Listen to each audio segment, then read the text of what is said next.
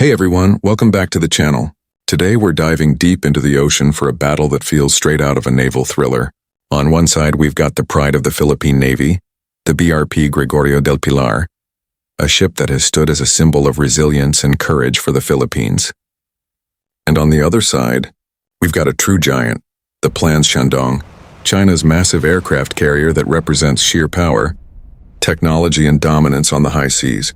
Now, this isn't just a matchup of two warships. It's a face-off between two very different philosophies of naval warfare. One built for patrolling and guarding national waters with bravery, and the other built to project power across entire oceans with an entire fleet of aircraft on board. It's like comparing a vigilant guard dog with a full-blown armored tank. But here's the real question. What happens when the humble yet determined BRP Gregorio del Pilar is set against the mighty and intimidating planned Shandong? Stick around because this isn't just about steel and firepower. It's about strategy, pride, and the stories these ships carry across the waves. The BRP Gregorio del Pilar, or PS-15, is more than just a ship for the Philippines. It's a floating symbol of national pride. Originally built as a Hamilton-class cutter for the United States Coast Guard, this vessel was transferred to the Philippine Navy in 2011, marking a huge leap forward for the country's maritime defense.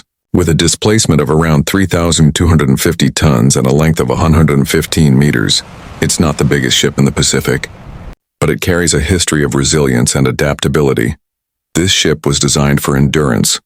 It can patrol the seas for weeks, scanning for threats, smuggling, and illegal activities, and providing a strong Philippine presence in contested waters like the West Philippine Sea.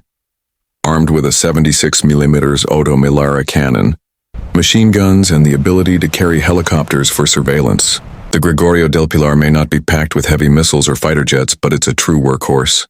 Its sensors and radar systems give it the eyes to spot threats, and its crew gives it the heart to respond in times of crisis.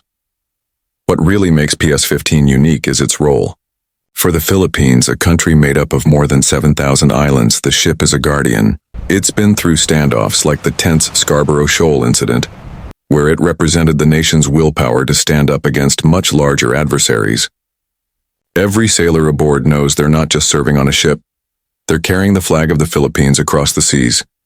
Yes, it doesn't have the brute force or the technological muscle of larger navies, but the Gregorio del Pilar is a fighter in its own right. It proves that sometimes presence, determination, and the will to defend your waters matter just as much as raw power. Now let's talk about the beast from the east, the planned Shandong, China's first domestically built aircraft carrier. This isn't just a ship. It's a floating city, a fortress at sea, and a massive statement of China's naval ambitions. Commissioned in 2019, the Shandong weighs in at a jaw-dropping 70,000 tons and stretches over 300 meters long. To put that into perspective, the BRP Gregorio del Pilar could literally fit on the flight deck of this giant. The Shandong is capable of carrying more than 40 aircraft, including the J-15 fighter jets, early warning helicopters, and anti-submarine choppers. With these aircraft, it doesn't just defend itself. It projects power far beyond China's shores. Wherever the Shandong sails, it brings an entire squadron of flying firepower, making it a true game-changer in the region. Its defenses aren't light either. The Shandong is protected by close-in weapon systems, missile defenses, and escort ships that usually sail alongside it. And let's not forget, this isn't just about guns and planes, it's about strategy. Aircraft carriers like Shandong are built to dominate the seas, control airspace, and send a powerful message. We're here, and we're not backing down. For China, the Shandong represents more than naval strength. It's a symbol of rising global power. It shows the world that China is no longer just defending its coasts. It's aiming to control sea lanes, protect trade routes, and challenge rivals across the Pacific. Compared to the Gregorio del Pilar, this is truly a David versus Goliath story. But while Shandong brings overwhelming size and power, it also carries the responsibility of being China's flagship in contested waters, where every move it makes is watched closely by the world. So here we are, the final face-off. On one side, the BRP Gregorio del Pilar, small, lean, and built for patrols, a guardian of Philippine waters. On the other, the planned Shandong, a giant aircraft carrier, massive, intimidating, and built to dominate entire oceans. In terms of raw power, there's no denying the difference. The Shandong can launch dozens of fighter jets, command entire fleets, and serve as a floating airbase. The Gregorio del Pilar, meanwhile, carries a single helicopter, a handful of guns, and a crew driven by sheer determination. On paper, it feels like a one-sided battle. But here's the catch. This matchup isn't really about who has the bigger guns. It's about purpose. The Gregorio del Pilar doesn't need to outgun an aircraft carrier.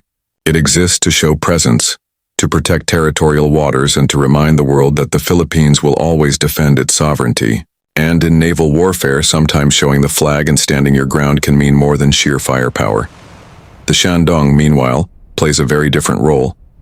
It's China's tool of power projection, a way to send messages to rivals and prove dominance. But being that big comes with its own risks. Aircraft carriers are powerful, yes, but they're also massive targets. They rely heavily on escorts, coordination, and advanced technology to survive in real combat. So when you look at these two ships, you're not just seeing a patrol vessel and a carrier. You're seeing two different nation stories written in steel. One is about resilience, defending home waters with limited resources. The other is about ambition, reaching for global influence and naval supremacy. And that's what makes this matchup fascinating, because in the end, the seas aren't just ruled by size, they're ruled by purpose, by willpower, and by the men and women who serve aboard these vessels. So tell me, what do you think? Is it better to have a mighty giant like the Shandong, or a loyal guardian like the Gregorio del Pilar? Drop your thoughts in the comments, because this naval battle is more than just ships. It's about pride, strategy, and the future of the seas.